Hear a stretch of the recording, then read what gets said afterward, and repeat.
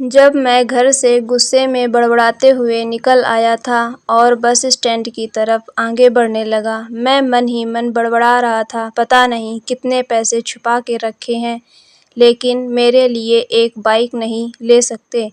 अब मैं यहाँ से चला जाऊँगा और तब तक वापस नहीं आऊँगा जब तक मैं खुद के पैसों से बाइक नहीं खरीद लेता।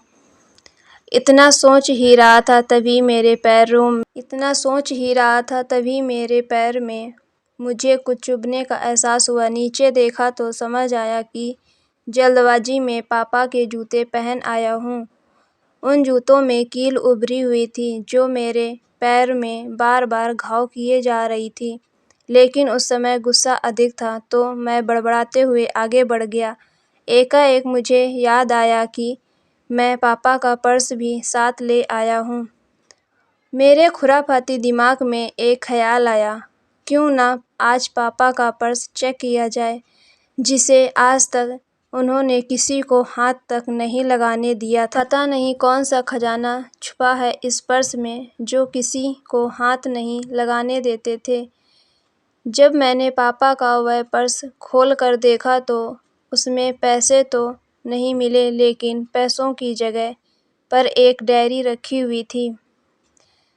तब मैंने सोचा, ओह, तो यहाँ खजाना छुपा कर रखा है। मैं समझ रहा था कि यहाँ पापा ने लिखा होगा कि किस से पैसे लेने हैं और किसको कितने पैसे दिए हैं, लेकिन मैं गलत था। जब मैंने उस छोटी सी डायरी का पहला पेज खोल कर देखा तो वहाँ पर जो लिखा था वह थोड़ा सीरियस कर देने वाला था। डायरी में जो लिखा था उसे पढ़ने के बाद मेरे चेहरे पर जो एक्सप्रेशन थे वह गायब हो चुके थे, क्योंकि डायरी में वैसा कुछ नहीं था जैसा मैं सोच रहा था। वहाँ पर उन पैसों का हिसाब लिखा हुआ था जो अलग अलग कामों के लिए अलग अलग लोगों से उधार लिए गए थे। उस लिस्ट में कंप्यूटर के नाम पर भी पैसे लिए गए थे। कुछ यूँ लिखा था, 50,000 बेटे के कंप्यूटर के लिए। यह वही कंप्यूटर था जिसे मैं आज तक यूज कर रहा हूँ, लेकिन मुझे यह पता नहीं था उस कंप्यूटर को खरीदने के लिए पैसे कहाँ से आए थे, लेकिन आज पता चल रहा था। मुझे आज भी याद है जब मैंने पहली बार कैमरे के लिए जिद की थी, जो मेरे पापा ने मुझे 2 हफ्ते बाद मेरे बर्थडे पर ला कर दिया था, जिसे देखकर मैं बहुत खुश हुआ था। और मुझे खुश देखकर मुझसे कहीं ज़्यादा अगर कोई खुश था तो वह थे पापा। अब मेरे चेहरे से गुस्सा एकदम गायब हो चुका था। जब मैंने आगे का पन्ना पलटा तो वहाँ पर कुछ विशेष लिखी हुई थी। पहली जो विश थी उसमें कुछ लिखा हुआ था, अच्छे जूते पहनना। यह बात मेरी कुछ समझ नहीं आई। तभी मेरा पाँव अचानक सड़क पर भरे हुए पानी पर जा पड़ा और तभी मेरे पाँव में कुछ गीलीपन होने का एहसास हुआ। जब मैंने जूता उतार कर देखा तो उसका तला टूटा हुआ था। यह देखकर मुझे डायरी में लिखी बात याद आ गई। तभी मुझे माँ पापा की कही बातें भी याद आ रही थीं। कि कैसे माँ जब कहा करती थी पापा से, अब तो जूते पुराने हो गए, नए ले लीजिए, तो पापा अक्सर यह कहकर टाल दिया करते थे, जूते अभी और चलेंगे, अभी कुछ दिन पहले तो लिए थे।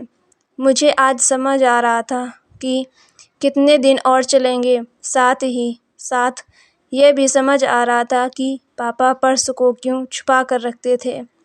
तभी उस डायरी को पढ़ते हुए बस स्टैंड पर खड़ी बेंच पर आकर बैठ गया।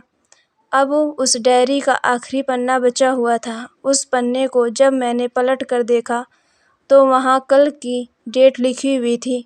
तारीख के नीचे लिखा हुआ था 50,000 रुपये बाइक के लिए। बस इतना पढ़ा और दिमाग सन्न रह गया। अब मेरे मन में कोई शिकवा गिला नहीं बचा था, बस मेरी आँखों से आंसू चले जा रहे थे। मुझे आज तक नहीं पता तब मैं क्यों रोए जा रहा था।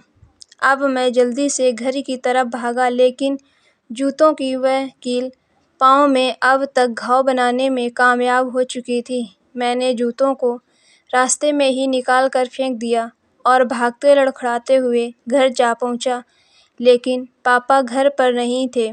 मैं समझ गया वह कहाँ थे। मैं सीधा पास वाली बाइक एजेंसी की तरफ भागा।